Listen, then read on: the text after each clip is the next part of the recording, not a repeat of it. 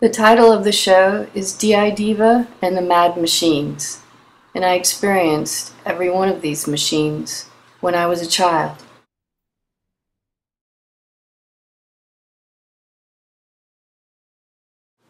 My purpose in exhibiting this work is to tell my story and to let the public know what's going on.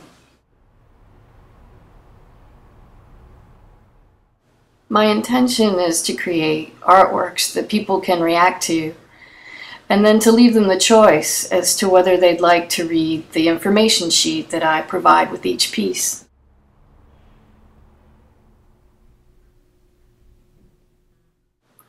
Some people don't want to know what my work is about. Some people just would rather react to it as artwork, and that's perfectly legitimate. But I would warn those people to turn off the video.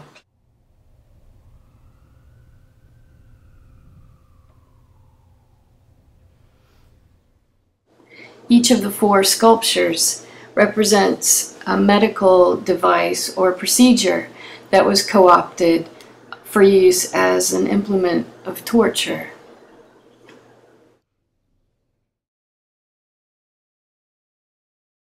This piece is called Dr. Riker's box.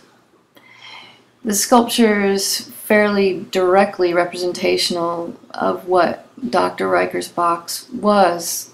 It was a small device that fit into the mouth. It was used to inflict pain via electric shock.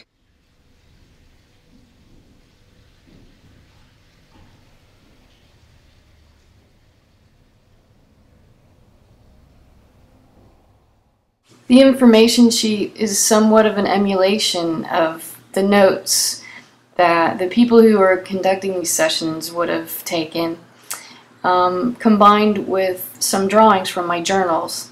This information sheet reads, "Prevent system section cross-accessing. In-house device, Dr. Riker."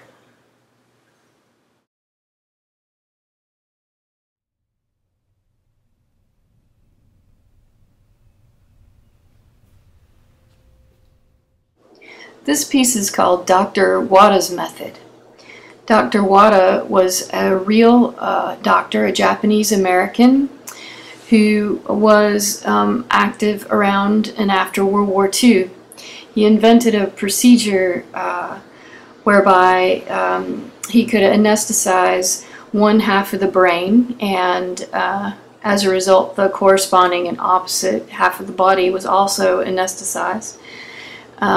He came up with this method to test for hemispheric dominance in people with epilepsy.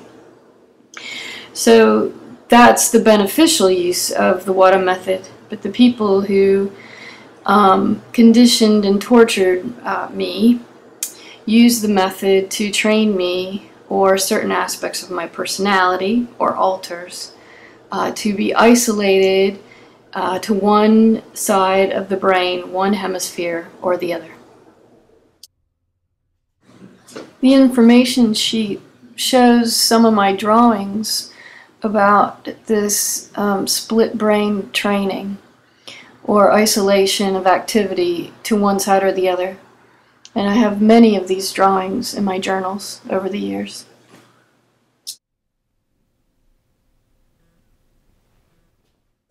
The sensory deprivation tank was invented by Dr. John Lilly.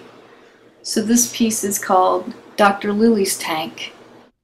This sculpture is meant to express my experience of being inside the tank and visually experiencing almost absolute black.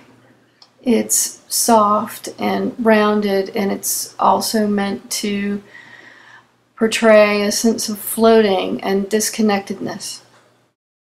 So they'd place me in the tank with monitoring equipment on my head, and they'd leave me in there for a while and let my body start adjusting to that environment. And they'd watch the monitoring. And the purpose was to make sure that I did not access or I did not employ aspects of myself that were being rebellious. So they watched through their monitoring equipment, and if these aspects of myself became active, they would shock me.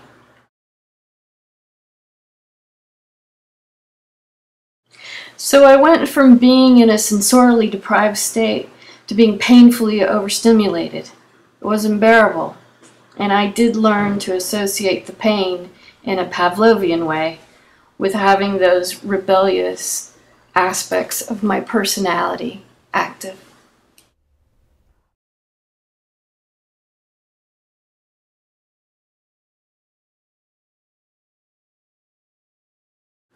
This piece is called Dr. Schirmer's Playpen. And Dr. Schirmer does not refer to me, it refers to my father. But in my promotional material for this show, I put a star next to his name saying, not a real doctor, which he wasn't.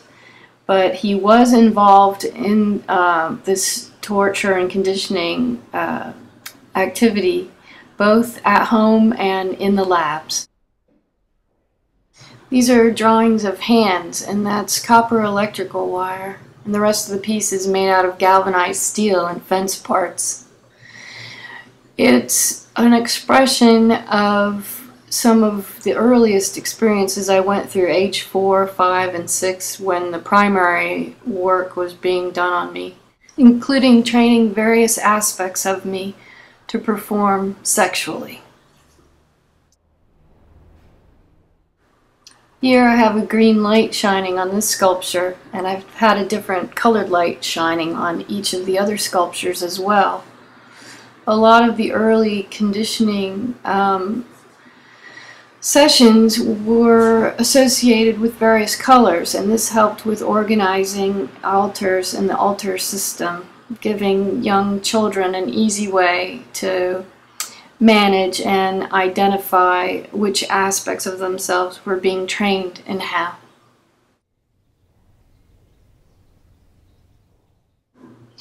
I always like to thank people for looking at the work, and I do have reticence about causing viewers to feel a measure of discomfort, if not pain, but it's an unavoidable part of this process. I just hope that whatever level of discomfort is there, it doesn't become an obstacle to people paying attention to these crimes.